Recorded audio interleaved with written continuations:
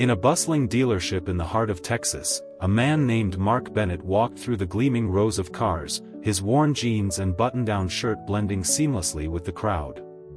Little did the sales staff know, Mark was the owner of the dealership chain, Bennett Automotive. Over the years, he had built his business from the ground up, gaining a reputation for quality vehicles at fair prices. However, as his company expanded, he began to hear whispers of discontent from customers, stories of pushy sales tactics, unfair trade-in offers, and deceptive pricing. Today, Mark had come undercover, not as the CEO but as a regular customer, eager to witness firsthand how his employees treated people when they thought no one important was watching. As he wandered the showroom, he paused occasionally to admire the polished cars, but his keen eye noted the nervous glances of employees and the hushed conversations among customers. Then, he overheard a trembling voice. "Isn't there anything else you can do?" Mark turned slightly to see an elderly couple at the trade-in desk. The man, tall but slightly hunched with age, stood beside his wife, who gripped his hand tightly, her face etched with worry. Their car, a well-kept older sedan, sat outside, looking out of place among the newer models. Behind the counter stood Tom Harris, the sales manager, a man more focused on maximizing profit than demonstrating empathy. "I'm sorry," Tom said, shrugging dismissively. "This is the best I can do. That car isn't worth much." "But this car belonged to our son," the elderly woman said, her voice cracking. "He passed away last year, and we've kept it for as long as we could, but we can't afford the repairs anymore." Mark's chest tightened at their plight. Tom sighed dramatically. "Listen, I understand this is emotional for you, but sentimental value doesn't add dollars to an appraisal. The market price is the market price." Mark stepped closer, pretending to inspect a car while listening intently. The woman wiped away tears as her husband squeezed her hand, trying to stay strong despite the heartbreaking decision they faced. "Excuse me," Mark interjected, stepping forward. "What's going on here?" Tom turned, clearly annoyed. "Sir, this is a private discussion." "I couldn't help overhearing," Mark replied, keeping his tone calm. "I'm actually interested in that sedan." "What's the trade-in value?" $2,000, Tom replied curtly. Mark raised an eyebrow. "That's it for a car in that condition?" "I'll offer you $5,000. The couple gasped, their eyes widening in disbelief. "Oh no, we couldn't accept that," the husband stammered.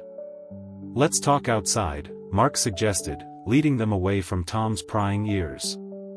Once outside, the couple shared their story. Their son had been a firefighter, a hero in their community, and his car had been his pride and joy. After his passing, they couldn't bear to part with it, but mounting medical bills and their own health issues left them no choice but to trade it in. "I want to buy the car from you, not as a trade-in," Mark said gently. "I'll restore it and keep it in his memory." The woman's eyes filled with tears. "You would do that?" Mark nodded, reaching for his checkbook. "It's not just a car, it's a legacy."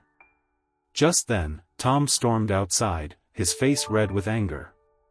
"You can't just..." Mark turned to him, his expression unreadable. "We'll talk later, Tom." The tension was palpable as the elderly couple looked at Mark with gratitude. "Thank you," the husband said, shaking his hand firmly. "Thank you so much." As they walked away, Tom's fury erupted. "What the hell do you think you're doing? You just cost this dealership thousands of dollars." "Helping a customer," Mark replied calmly. "That's not how this works," Tom said, crossing his arms. "You undermined my authority." "Authority?" Mark repeated, raising an eyebrow. "I didn't realize your job was to squeeze every last dime out of grieving parents." Tom's eyes flashed with anger. "I don't know who you think you are." Mark stepped closer, his demeanor shifting to one of quiet authority. "I own this dealership." The words hit like a bomb. Tom's face went pale as realization washed over him. You're the owner." Mark pulled a business card from his pocket, holding it up. "I'm Mark Bennett, the owner. And I just watched you disrespect those customers and lie to them about their car's value." Silence fell over the showroom as employees froze, some leaning in to catch the unfolding drama. "I didn't know," Tom stammered, panic creeping into his voice. "Interesting," Mark said, his tone steely. "If I were just some random customer, you wouldn't have thought twice about taking advantage of those people." Tom opened his mouth, searching for an excuse. "I was just doing my job, maximizing dealership profits." Mark's stomach churned at the thought. "This isn't about profits, it's about integrity." Turning to the gathered employees, Mark asked, "How many of you have been taught to pressure customers?" Uneasy shuffling filled the room, but no one spoke. "How many of you have seen customers walk out feeling cheated?" Silence ensued. Finally, a young salesman named Jake stepped forward. "It happens a lot. Tom encourages it. He tells us to lowball trade-ins, even when we know the cars are worth more." "Shut your mouth, Jake," Tom barked. "Let him speak," Mark said, raising a hand. "What else?" Jake swallowed hard. "We're told to push higher interest rates on customers who don't ask questions. A lot of us hate it, but we're afraid of losing our jobs." Tom turned pale, realizing he was losing control. "Tom," Mark said firmly, "you're fired." "What? You can't fire me," Tom shouted, his bravado faltering. "Yes, I can. Get your things and leave now." As Tom stormed off, employees exchanged glances, some relief flooding the air. Mark turned to the remaining staff.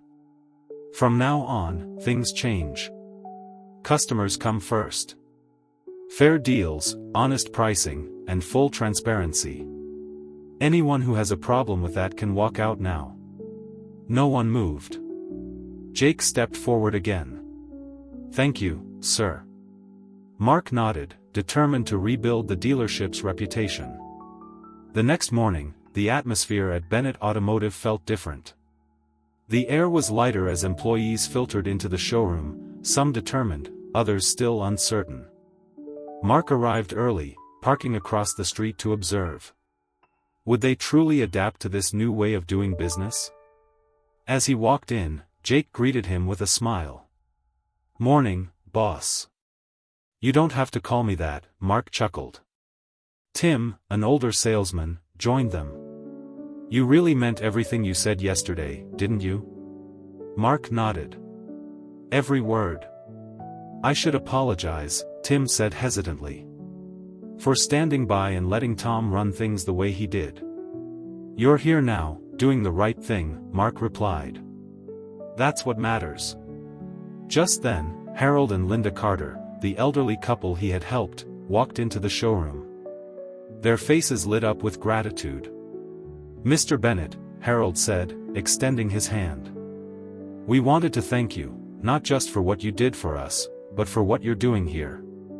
Linda chimed in, "Word spreads fast in this town, and people are talking about how you stood up for us and made things right." Before Mark could respond, a young woman entered, frustration visible on her face.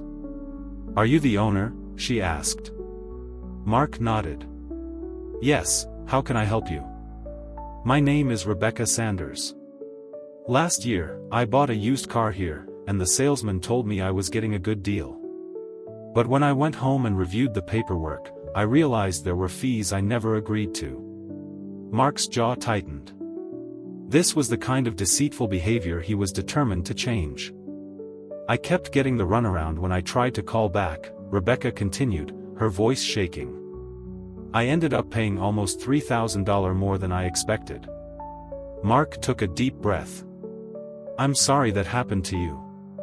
Let's pull up your file and see exactly what went wrong." As Rebecca sat down, Mark reviewed her contract.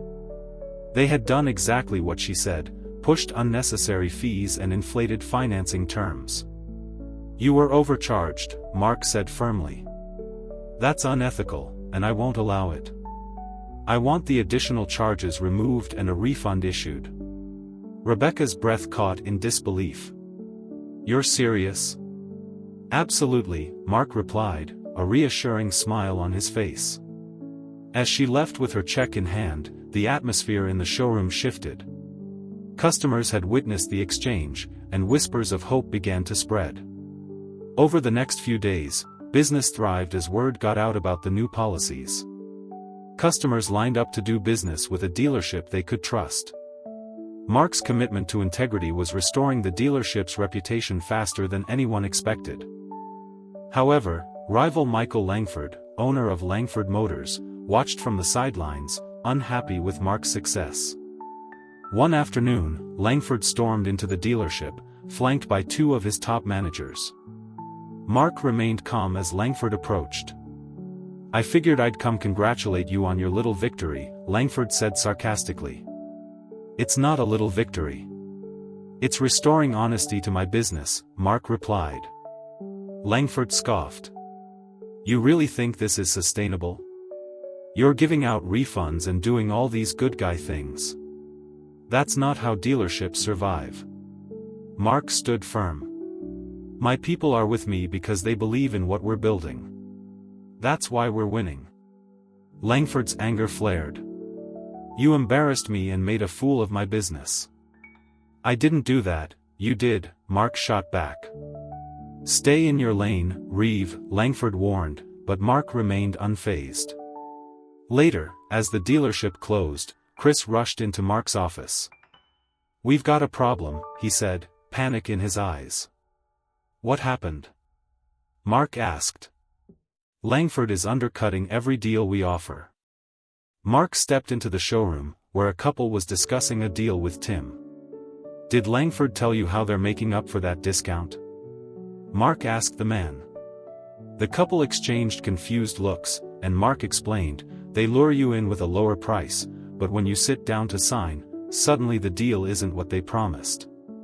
The couple decided to stick with Bennett Automotive, confirming Mark's instincts. That night, as the dealership closed, Mark gathered his staff. "Langford is trying to kill our momentum, but we won't play dirty. We'll play smart." The next morning, they launched a campaign inviting former customers who had been cheated by Langford to bring their paperwork for a free review. Within hours, customers began to flood in, eager to escape Langford's deceptive practices. As the week progressed, Langford Motors faced backlash.